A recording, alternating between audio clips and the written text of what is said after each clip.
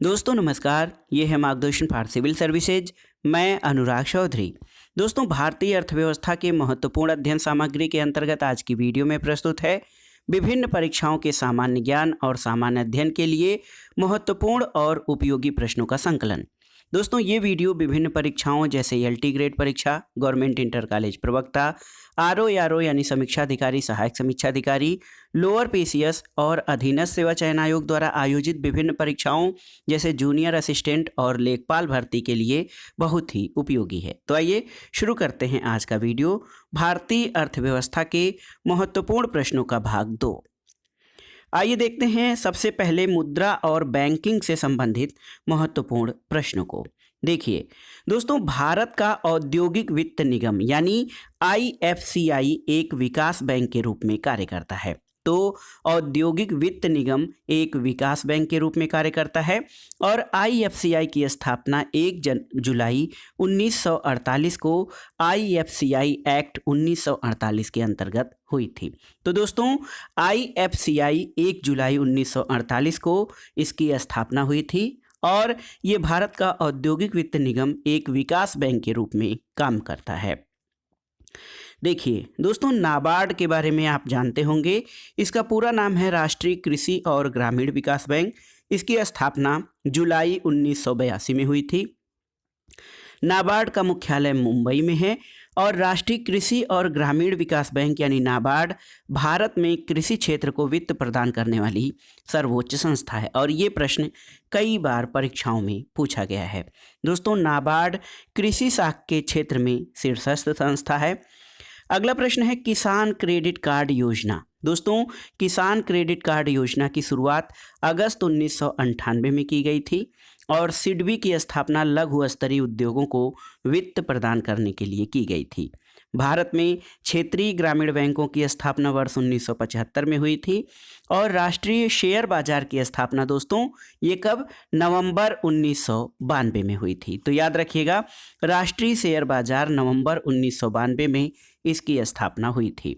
राष्ट्रीय शेयर बाजार का मुख्यालय दक्षिण मुंबई के वर्ली में स्थित है और बॉम्बे स्टॉक एक्सचेंज, जिसको बीएसई कहा जाता है शॉर्ट में, इसके संवेदी सूचकांक को संक्षिप्त रूप में दोस्तों सेंसेक्स कहा जाता है। निक्की, तो ये निक्की टोक्यो स्टॉक एक्सचेंज का स्टॉक मूल्य सूचकांक है और दलाल स्ट्रीट मुंबई महाराष्ट्र में स्थित है। दोस्तों, भारत में मुद्रास्फीति के आकलन का सबसे प्रचलित माप जो है वो थोक मूल्य सूचकांक यानी जिसको WPI, देखिए WPI का क्या मतलब होता है, होलसेल प्राइस इंडेक्स यानी थोक मूल्य सूचकांक भारत में मुद्रास्फीति के प्राकलन का सबसे प्रचलित माप है।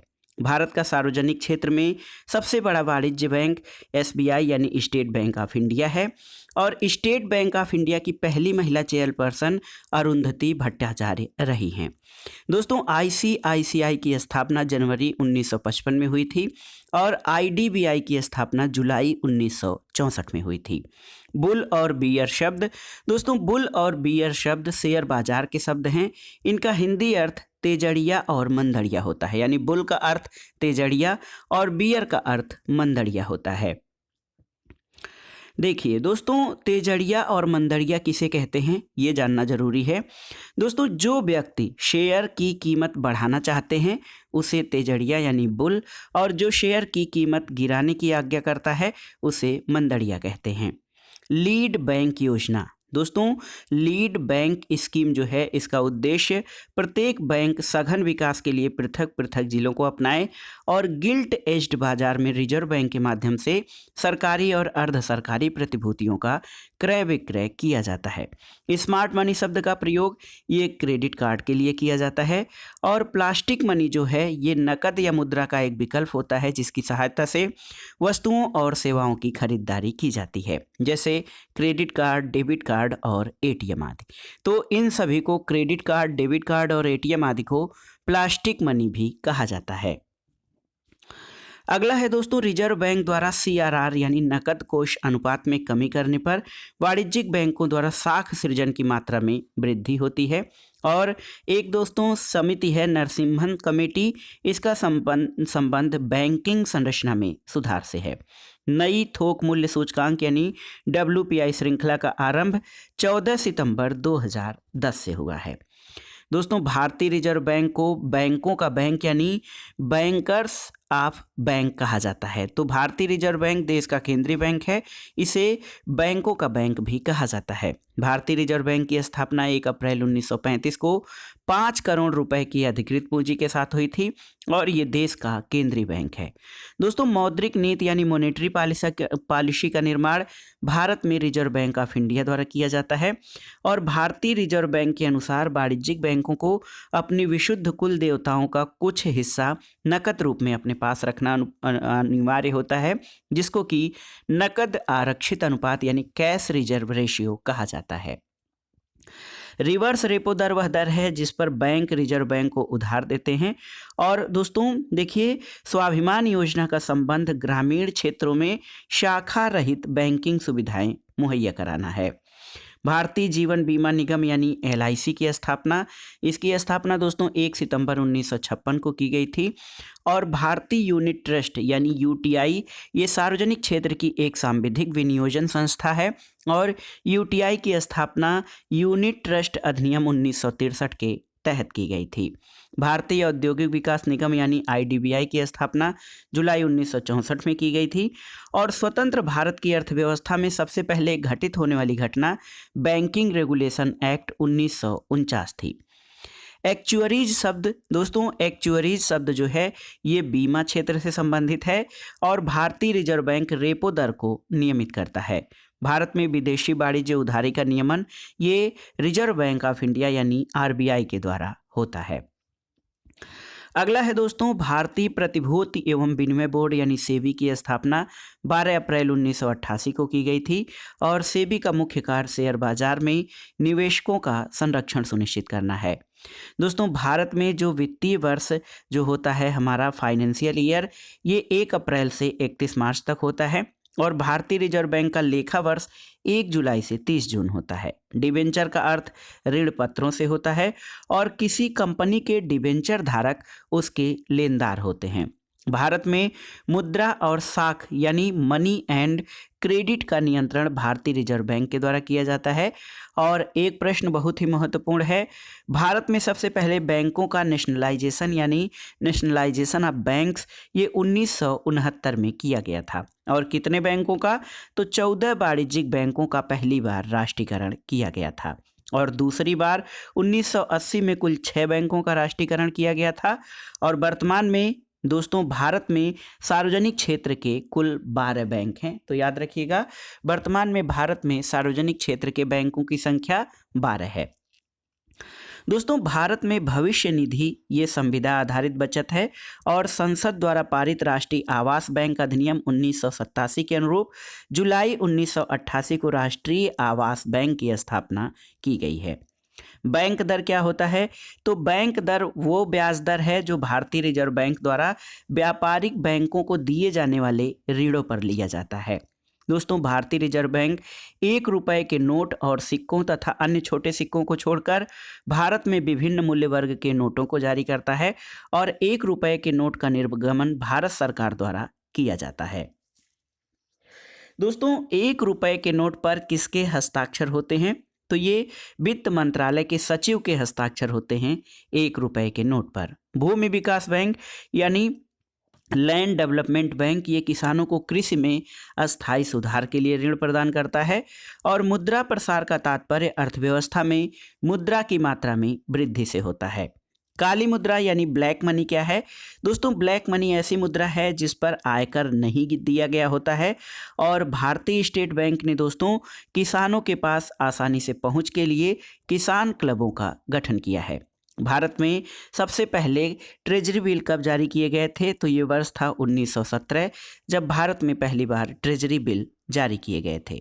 भारत में RBI द्वारा नीलामी बोली के माध्यम से ट्रेजरी बिल बेचे जाते हैं। अगला है दोस्तों क्रिसिल, केयर और इक्रा, ये तीनों ही भारत में क्रेडिट रेटिंग एजेंसी के रूप में कार्यरत हैं। क्रिसिल, केयर और इक्रा ये क्रेडिट रेटिंग एजेंसियां हैं।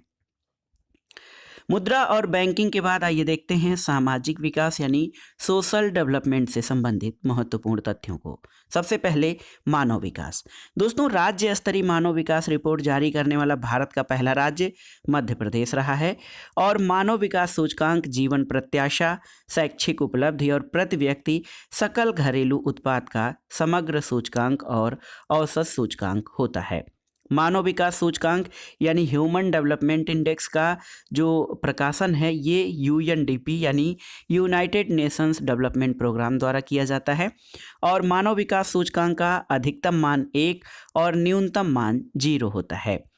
दोस्तों, संयुक्त राष्ट्र मानव विकास सूचकांक पाकिस्तानी अर्थशास्त्री स्वर्गीय महबूब उल हक द्वारा विकसित किया गया था और यूएनडीपी ने सबसे पहले 1997 की मानव विकास रिपोर्ट में मानव निर्धनता सूचकांक यानी ह्यूमन पॉवर्टी इंडेक्स प्रस्तुत किया था। रोजगार और कल्याण योजनाओं से भी कई सारे प्रश्न पूछे जाते हैं, तो आइए देख लेते हैं।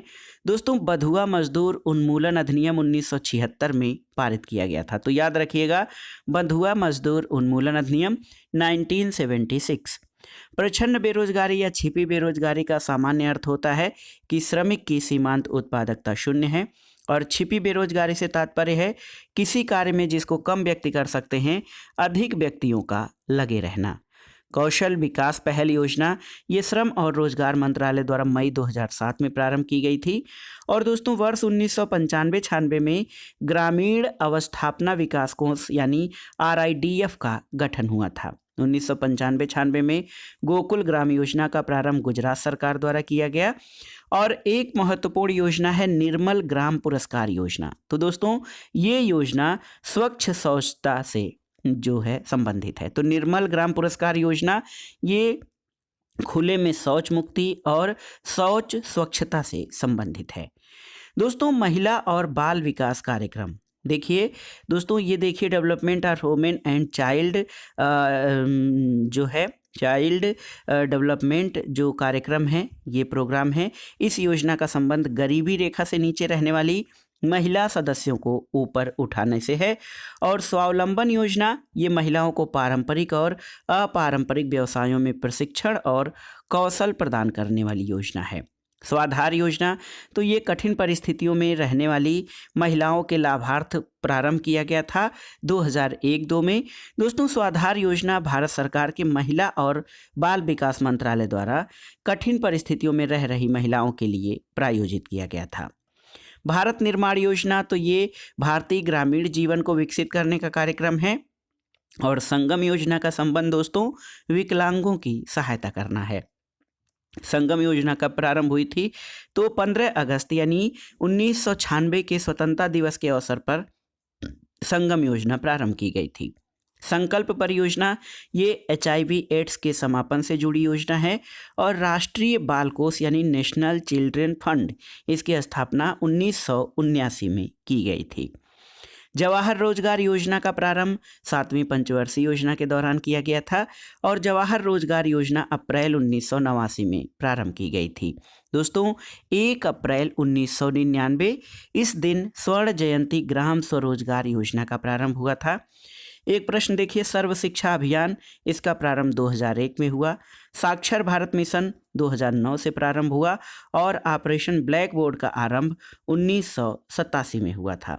राष्ट्रीय साक्षरता मिशन का आरंभ 1988 में हुआ था और राष्ट्रीय ग्रामीण रोजगार योजना देश के सभी जिलों में 1 अप्रैल 2008 से लागू की गई थी। अगला है दोस्तों राष्ट्रीय ग्रामीण रोजगार गारंटी अधिनियम, जिसको नरेगा कहा जाता है। दोस्तों, ये 2005 में जो अधिनियम है 2005 का, इसे 2 फरवरी 2006 को लागू किया गया था और बाद में इसका नाम महात्मा गांधी राष्ट्रीय ग्रामीण रोजगार गारंटी एक्ट कर दिया गया था। दोस्तों, भारत में सामुदायिक विकास कार्यक्रम इसका आरंभ 2 अक्टूबर 1952 को किया गया था और राष्ट्रीय ग्रामीण विकास संस्थान ये आंध्र प्रदेश की राजधानी हैदराबाद में स्थित है। तो देखिए आंध्र प्रदेश की राजधानी क्या है, यहाँ पर देखिए हैदराबाद दोस्तों ये तेलंगाना की राजधानी है और आंध्र प्रदेश की राजधानी क्या हो गई है, अमरावती। तो ये बहुत ही महत्वपूर्ण है। दोस्तों, आश्रय बीमा योजना 10 अक्टूबर 2001 को प्रारंभ की गई थी और आश्रय योजना के उद्देश्य ऐसे कामगारों को जो बेरोजगार हो गए हों सामाजिक सुरक्षा उपलब्ध कराना है। आम आदमी बीमा योजना यानी AABY, इसका प्रारंभ 2 अक्टूबर 2007 को किया गया था और राष्ट्रीय ग्रामीण स्वास्थ्य मिशन 12 अप्रैल 2005 को प्रारंभ किया गया था। NRHM यानी नेशनल रूरल हेल्थ मिशन, ये 12 अप्रैल 2005 को प्रारंभ किया गया था और राष्ट्रीय स्वास्थ्य नीति की घोषणा 1983 में स्वास्थ्य और परिवार कल्याण मंत्रालय द्वारा शुरू किया गया था। तो ये जो दोस्तों योजनाएं हैं, ये बहुत ही महत्वपूर्ण योजनाएं हैं। इनको आप ज़रूर देख लीजिएगा क्योंकि इनको परीक्षाओं में बार बार पूछा गया है। कापार्ट, दोस्तों कापार्ट का फुल फॉर्म है council for advancement of people action and rural technology और दोस्तों इसका संबंध ग्रामीण कल्याण कार्यक्रमों की सहायता और मूल्यांकन से है। कापार्ट का मुख्यालय नई दिल्ली में है और इसका गठन 1 सितंबर 1986 को किया गया था। दोस्तों, आधार कार्ड जो है, आधार कार्ड हम जानते हैं हर योजना में, हर कार्यक्रम में आधार कार्ड की आवश्यकता हो रही है। Unique identification authority of India यानी UIDAI द्वारा आधार जो है भारतीय नागरिकों को पहचान उपलब्ध कराने के लिए एक कार्यक्रम है और भारत में न्यूनतम आवश्यकता कार्यक्रम की शुरुआत 5वीं पंचवर्षीय योजना के प्रथम वर्ष में हुई थी। IRDP, दोस्तों देखिए IRDP integrated rural development programme, समन्वित ग्रामीण विकास कार्यक्रम, इसका प्रारंभ 1980 में किया गया था और मिड डे मील यानी MDM जिसको मध्याह्न भोजन योजना कहते हैं, इसकी शुरुआत 15 अगस्त 1995 से हुई थी और 6 से 11 वर्ष और 11 से 14 वर्ष की उम्र के सभी बच्चों की प्रारंभिक शिक्षा के लिए स्कूल चलो अभियान उत्तर प्रदेश सरकार द्वारा जुलाई 2000 में आरंभ किया गया था और केंद्रीय विद्यालयों की स्थापना वर्ष 1962 में की गई थी। केंद्रीय विद्यालय की वर्ष 1963 में केंद्रीय माध्यमिक शिक्षा बोर्ड से संबद्ध हुए थे। दोस्तों, ग्रामीण क्षेत्रों में शहरी सुविधाएं देने की नीति का समर्थन भारत के पूर्व राष्ट्रपति APJ अब्दुल कलाम ने दिया था। पूरा इसका नाम है providing urban facilities in rural areas. तो दोस्तों ग्रामीण क्षेत्रों में शहरी सुविधाएं देने या पूरा मॉडल अब्दुल कलाम आज़ाद द्वारा दिया गया था। दृष्टि विकलांग हेतु राष्ट्रीय संस्थान, ये देहरादून उत्तराखंड में है। राष्ट्रीय अस्थिरोग विकलांग संस्थान कोलकाता में है और अली यावर जंग राष्ट्रीय बधिर संस्थान, ये मुंबई में स्थित है। राष्ट्रीय मानसिक विकलांग संस्थान, ये सिकंदराबाद में स्थित है और भारतवर्ष में केवल विकलांगों के लिए स्थापित प्रथम विश्वविद्यालय जो है श्री राम भद्राचार्य विकलांग यूनिवर्सिटी, ये चित्रकूट उत्तर प्रदेश में है। दोस्तों, वर्ष 1981 को विकलांगों के अंतर्राष्ट्रीय वर्ष के रूप में मनाया गया था। विश्व साक्षरता दिवस 8 सितंबर को मनाया जाता है। अंतर्राष्ट्रीय महिला दिवस 8 मार्च को मनाया जाता है और सामाजिक अधिकारिता स्मृति दिवस ये 20 मार्च को मनाया जाता है। विश्व उपभोक्ता अधिकार दिवस 15 मार्च को मनाया जाता है और दोस्तों एक टर्मिनोलॉजी है एंड्रागोगी। एंड्रागोगी इसको प्रौढ़ शिक्षा यानी एडल्ट एजुकेशन को कहा जाता है। तो प्रौढ़ शिक्षा का दूसरा नाम एंड्रागोगी है। दोस्तों, भारत का पहला ओपन विश्वविद्यालय या ओपन यूनिवर्सिटी हैदराबाद में डॉक्टर भीमराव अंबेडकर के नाम पर अगस्त 1982 में स्थापित किया गया था। अब आइए देख लेते हैं गरीबी से संबंधित महत्वपूर्ण प्रश्नों को। देखिए दोस्तों, सुरेश तेंदुलकर समिति और लकड़ावाला समिति भारत में निर्धनता के अनुमानों से संबंधित रही है और भारत में निर्धनता यानी गरीबी स्तर का आकलन परिवार के उपभोग व्यय के आधार पर किया जाता है। सार्वजनिक वितरण प्रणाली यानी पब्लिक डिस्ट्रीब्यूशन सिस्टम का लक्ष्य कम मूल्य पर गरीबों को खाद्य सुरक्षा उपलब्ध कराना है। और दोस्तों, दीपक पारेख कमेटी क्या है? तो ये केंद्र सरकार ने दीपक पारेख कमेटी का गठन अवस्थापना विकास और वित्तीयन के लिए उपाय सुझाने के लिए किया था और दीपक पारेख वर्तमान में हाउसिंग डेवलपमेंट कॉरपोरेशन यानी HDFC के अध्यक्ष हैं। दोस्तों, अत्यधिक कुपोषण के कारण मध्य प्रदेश को भारत का इथोपिया कहा जाता है और यहाँ पर बाल मृत्यु दर भी काफ़ी अधिक है। दोस्तों परिवार नियोजन कार्यक्रम, भारत ने 1952 में परिवार नियोजन कार्यक्रम प्रारंभ किया था। इसके बाद आइए देखते हैं वैदेशिक क्षेत्र। दोस्तों मशीनरी, परिवहन और लोहा सहित धात्विक विनिर्माण के निर्यात से भारत की निर्यात आय में सर्वाधिक योगदान होता है और भारत द्वारा सबसे अधिक विदेशी मुद्रा पेट्रोलियम पदार्थ के आयात पर व्यय की जाती है। स्वतंत्र व्यापार क्षेत्र, जिसको FTA कहा जाता है, फ्री ट्रेड एरिया, दोस्तों उसे कहते हैं जहां उद्योग उत्पादन शुल्क से मुक्त है और वे निर्यात के लिए उत्पादन करते हैं। विशेष आर्थिक क्षेत्र, तो इसको SEZ कहा जाता है, स्पेशल इकोनॉमिक जोन। दोस्तों विशेष आर्थिक क्षेत्र अधिनियम मई 2005 में पारित किया गया था। विशेष आर्थिक क्षेत्र अधिनियम 10 फरवरी 2006 से प्रभावी हुआ था। और ECGC क्या है? Export credit guarantee corporation. तो दोस्तों देखिए, ECGC निर्यात, वित्तीयन और बीमा से संबंधित कार्य करती है और इंडिया ब्रांड इक्विटी फंड की स्थापना वाणिज्य मंत्रालय द्वारा 1996 में की गई थी। अर्थव्यवस्थाओं में सेवाओं के निर्यात को अदृश्य निर्यात कहा जाता है दोस्तों। इसके अलावा एंटीपोर्ट व्यापार पुनः निर्यात के लिए मंगाई गई वस्तुओं के संदर्भ में होता है। साख पत्र एक आयातकर्ता द्वारा दिया जाता है। ड्यूटी ड्रॉबैक उस शुल्क की पूर्ण या आंशिक वापसी है जो निर्यात की वस्तुओं पर सीमा या उत्पाद शुल्क के रूप में सरकार द्वारा आरोपित किया जाता है। बंद अर्थव्यवस्था यानी क्लोज्ड इकोनॉमी वह है जिसमें न तो एक्सपोर्ट होता है और ना ही इंपोर्ट होता है। आगे आइए देखते हैं दोस्तों भुगतान संतुलन, यानी जो है भुगतान संतुलन से संबंधित महत्वपूर्ण प्रश्नों को। भुगतान संतुलन को आसान शब्दों में एक देश और शेष दुनिया के बीच हुए वित्तीय लेन देन का हिसाब कहा जाता है और मुद्रा के अवमूल्यन का तात्पर्य रुपए का विदेशी मुद्राओं के सापेक्ष मूल्य में कमी करना है। दोस्तों ई कॉमर्स का अर्थ इंटरनेट के माध्यम से व्यापार से है, जैसे अमेजन, फ्लिपकार्ट आदि ई कॉमर्स कंपनियां हैं। आइए अंतर्राष्ट्रीय संगठन से संबंधित तथ्यों को देख लेते हैं। दोस्तों वर्ल्ड डेवलपमेंट रिपोर्ट अंतर्राष्ट्रीय पुनर्निर्माण और विकास बैंक वर्ल्ड बैंक प्रकाशित करता है। 1 जनवरी 1995 ये तिथि है जब WTO यानी विश्व व्यापार संगठन की स्थापना की गई थी। विश्व व्यापार संगठन का मुख्यालय जेनेवा स्विट्जरलैंड में है और भारत WTO का सदस्य वर्ष 1995 में बना था।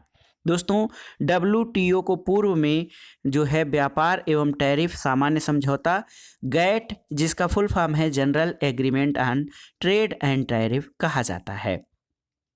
अंतर्राष्ट्रीय मुद्रा कोष यानी इंटरनेशनल मॉनेटरी फंड का मुख्य कार्य सदस्य देशों की भुगतान संतुलन संबंधी समस्याओं के समाधान में सहायता करना है और पत्र स्वर्ण अंतर्राष्ट्रीय मुद्रा कोष का विशेष आहरण अधिकार है।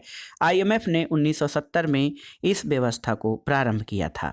यूरोपीय आर्थिक समुदाय यानी यूरोपियन इकोनॉमिक कम्युनिटी, इसकी स्थापना 1957 में की गई थी और दोस्तों यूरोपीय आर्थिक समुदाय का मुख्यालय बेल्जियम की राजधानी ब्रुसेल्स में है। ब्रिक्स समूह का प्रथम शिखर सम्मेलन, ये दोस्तों ब्रिक्स शिखर का प्रथम शिखर सम्मेलन 14 अप्रैल 2011 को चीन के हेनान प्रांत के सान्या शहर में हुआ था और ब्रिक का पहला शिखर सम्मेलन 2009 में रूस के एकातेरिनबर्ग में हुआ था। UNSC यानी यूनाइटेड नेशन सिक्योरिटी काउंसिल और इसका अर्थ होता है संयुक्त राष्ट्र सुरक्षा परिषद। दोस्तों संयुक्त राष्ट्र सुरक्षा परिषद संयुक्त राष्ट्र संघ का एक महत्वपूर्ण अंग है और इसमें 5 अस्थायी और 10 अस्थायी सदस्य होते हैं। औपचारिक रूप से विश्व बैंक की स्थापना 1945 में हुई थी और वास्तव में इसने 1946 में कार्य करना प्रारंभ किया था। विश्व बैंक का मुख्यालय वाशिंगटन DC में स्थित है। दोस्तों G15 विश्व के विकासशील देशों का संगठन है और आसियान ये दक्षिण पूर्व एशियाई राष्ट्रों का संघ है और भारतीय विकास फोरम को पूर्व में भारत सहायता क्लब के रूप में जाना जाता था। अब आइए विविध प्रश्नों को देख लेते हैं जो परीक्षाओं के लिए बहुत ही उपयोगी हैं। जयंत पाटिल समिति, इसकी स्थापना सूखा क्षेत्रों के विकास के लिए की गई थी। गाडगिल मुखर्जी फार्मूला के अंतर्गत अधिकतम भार 60% जनसंख्या को दिया जाता है और CD देशमुख ये रिजर्व बैंक ऑफ इंडिया के गवर्नर होने के साथ साथ वित्त मंत्री भी रहे हैं। वर्तमान में रिजर्व बैंक के गवर्नर शशिकांत दास हैं। दोस्तों, भारतीय कारपेट प्रौद्योगिकी संस्थान की स्थापना भदोही संत रविदास नगर में की गई है। और हरियाली कार्यक्रम का संबंध किससे है? ये जल संचयन प्रबंधन कार्यक्रम से संबंधित है। क्रेता बाजार क्या है दोस्तों? ऐसा बाजार जहां विक्रेता क्रेता से अधिक होते हैं, उनको क्रेता बाजार कहा जाता है। और कौटिल्य की महत्वपूर्ण पुस्तक अर्थशास्त्र, ये 15 अधिकरणों में विभाजित है। उत्तर प्रदेश में वित्तीय निगम लघु और मध्यम उद्योगों के लिए वित्तीयन करता है। और पीवीआर सिनेमा का पूरा नाम है प्रिया विलेज रोड शो। भारतीय उद्यमिता विकास संस्थान अहमदाबाद में है। और इको मार्क दोस्तों, ये उन भारतीय उत्पादों को दिया जाता है जो पर्यावरण के प्रति हितैषी और पर्यावरण अनुकूल हैं। देखिए, एक परियोजना है एरो परियोजना का संबंध डाकघरों की नई पहचान बनाने से है। और फरवरी 2004 में AK माथुर की अध्यक्षता में 7वें वेतन आयोग का गठन किया गया था। दोस्तों, सुपर बाजार क्या है? ये एक प्रकार का फुटकर विक्रय संगठन है और यहाँ विस्तृत प्रकार की उत्पादन श्रृंखला मौजूद होती है। भारत की आर्थिक समीक्षा को वित्त मंत्रालय के आर्थिक प्रभाग द्वारा प्रतिवर्ष तैयार और प्रकाशित किया जाता है। और देखिए, गैर घरेलू गैस सिलेंडर, यानी जिनको आप कमर्शियल सिलेंडर कहते हैं, इनमें LPG का भार 19 किलोग्राम होता है। और घरेलू गैस सिलेंडर यानी डोमेस्टिक गैस सिलेंडर का भार 14.2 किलोग्राम LPG होता है। एक योजना है सांसद स्थानीय विकास निधि योजना, ये 1993 में आरंभ की गई थी। और दोस्तों, एयर इंडिया और इंडियन एयरलाइंस के एकीकरण के बाद नई इकाई एयर इंडिया के नाम से जानी जाती है। एडम स्मिथ, आप जानते हैं एडम स्मिथ को दोस्तों अर्थशास्त्र का जनक या फादर ऑफ इकोनॉमिक्स कहा जाता है। एडम स्मिथ एक स्कॉटिश दार्शनिक और अर्थशास्त्री थे जिन्हें आधुनिक अर्थशास्त्र और पूंजीवाद का जनक कहा जाता है। और एडम स्मिथ की प्रसिद्ध पुस्तक है वेल्थ ऑफ नेशंस। अगला है दोस्तों 1998 में कल्याणकारी अर्थशास्त्र के लिए भारतीय अर्थशास्त्री अमर्त्य सेन को दोस्तों अर्थशास्त्र का नोबेल पुरस्कार मिला था। और भारतवर्ष में सिक्कों की ढलाई मुंबई, कोलकाता और हैदराबाद के टकसाल में होती है। यमुना एक्सप्रेसवे, इसको ताज एक्सप्रेसवे के नाम से भी जाना जाता है। और यमुना एक्सप्रेसवे उत्तर प्रदेश के 2 शहरों ग्रेटर नोएडा और आगरा को जोड़ता है। दोस्तों, भारत को कुल 9 पिन क्षेत्रों में विभाजित किया गया है। और इंदिरा गांधी राष्ट्रीय मानव संग्रहालय भारत भवन भोपाल मध्य प्रदेश में स्थित है। एक महत्वपूर्ण पुस्तक बार बार परीक्षाओं में पूछा गया है, इंडियन इकोनॉमी गांधीयन ब्लूप्रिंट। ये पुस्तक भारत के भूतपूर्व प्रधानमंत्री चौधरी चरण सिंह ने लिखी थी। दोस्तों, BHU यानी बनारस हिंदू विश्वविद्यालय के संस्थापक पंडित मदन मोहन मालवीय थे। गांधीवादी अर्थव्यवस्था दोस्तों न्यास यानी ट्रस्टीशिप के सिद्धांत पर आधारित है। और भाखड़ा नंगल हरियाणा, पंजाब और राजस्थान राज्यों की संयुक्त परियोजना है। इसके तहत भाखड़ा और नांगल में सतलज नदी पर 2 बांध बनाए गए हैं। भारत में पहली जनगणना 1872 में कराई गई थी। और लॉर्ड मेयो के कार्यकाल में अंग्रेजों के समय ये पहली जनगणना हुई थी। 2011 की जो जनगणना है ये लेटेस्ट जनगणना है। और दोस्तों 2021 की जो जनगणना है ये कोरोना प्रभाव या कोरोना वायरस महामारी के कारण नहीं कराई जा सकी। 2011 की जनगणना के अनुसार भारत का सर्वाधिक जनसंख्या वाला राज्य जो है वो हमारा उत्तर प्रदेश है। और उत्तर प्रदेश में अनुसूचित जाति के लोगों की जनसंख्या सबसे अधिक है। मुद्रास्फीति वह स्थिति है जिसमें वस्तुओं के मूल्य बढ़ते हैं और मुद्रा का मूल्य गिरता है। और मुद्रा अपस्फीति वह स्थिति है जिसमें मुद्रा का मूल्य बढ़ता है और वस्तुओं और सेवाओं की कीमतें घटने लगती हैं।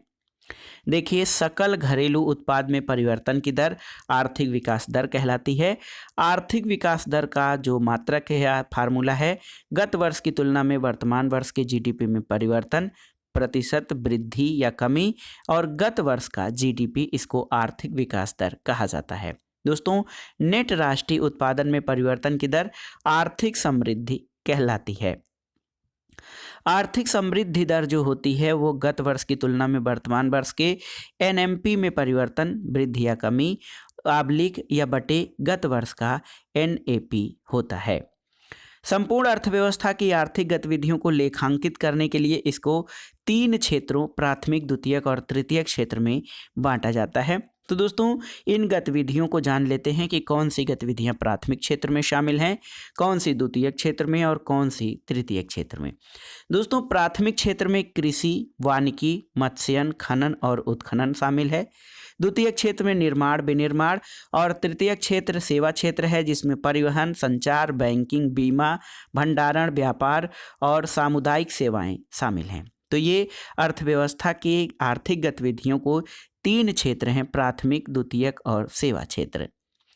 दोस्तों अपनी मुद्रा की अलग पहचान चिन्ह बनाने वाला भारत दुनिया का 5वां देश है और भारतीय रुपए के चिन्ह जो आर जो लिखा गया है, इसका डिजाइन ITI मुंबई से स्नातकोत्तर D उदय कुमार ने तैयार किया है। एगमार्क ये विशेषीकृत कृषि वस्तुओं के लिए जारी की गई विपणन सील को कहा जाता है और ICICI बैंक भारत में 1000 करोड़ रुपए के बाजार पूंजीकरण तक पहुंचने वाला पहला बैंक है। दोस्तों वे वस्तुएं जो उपभोक्ताओं के उपभोग या फिर फर्मों के निवेश के लिए निर्धारित होती हैं उनको अंत्य वस्तुएं या फाइनल गुड्स कहा जाता है।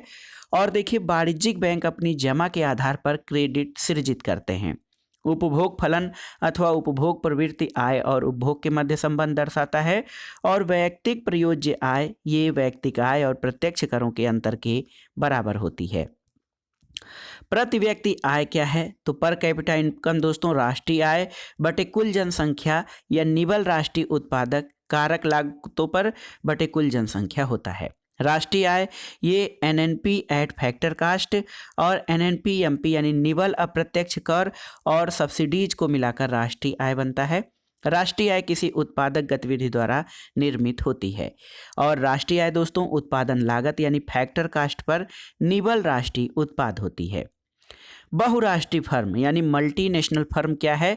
अनेक राष्ट्रों में प्रचलित एक कंपनी बहुराष्ट्रीय फर्म है और किसी निगम के लेनदार बांड धारक होते हैं। दोस्तों बांड एवं डिवेंचर का तात्पर्य ऋण पत्रों से होता है और अंतर्राष्ट्रीय वित्त निगम IBRD से संबंधित है। वास्तविक सकल घरेलू उत्पाद को स्थिर दामों पर मापा जाता है। और दोस्तों लास्ट में देखिए आयकर केंद्र सरकार द्वारा लगाया जाने वाला डायरेक्ट टैक्स यानी प्रत्यक्ष कर है और समानांतर अर्थव्यवस्था पैरेलल इकोनॉमी का उदय कर अपवंचन के कारण होता है। तो दोस्तों ये था आज का वीडियो। भारतीय अर्थव्यवस्था के महत्वपूर्ण अध्ययन सामग्री के दूसरे भाग में आपने भारतीय अर्थव्यवस्था से संबंधित महत्वपूर्ण प्रश्नों को देखा जो आपके आगामी विभिन्न परीक्षाओं के लिए बहुत ही उपयोगी और महत्वपूर्ण है। दोस्तों वीडियो आपको कैसा लगा हमें कमेंट बॉक्स में ज़रूर बताइएगा। वीडियो को लाइक करें, शेयर करें और इस चैनल मार्गदर्शन फॉर सिविल सर्विसेज को सब्सक्राइब करें। वीडियो देखने के लिए धन्यवाद दोस्तों, नमस्कार।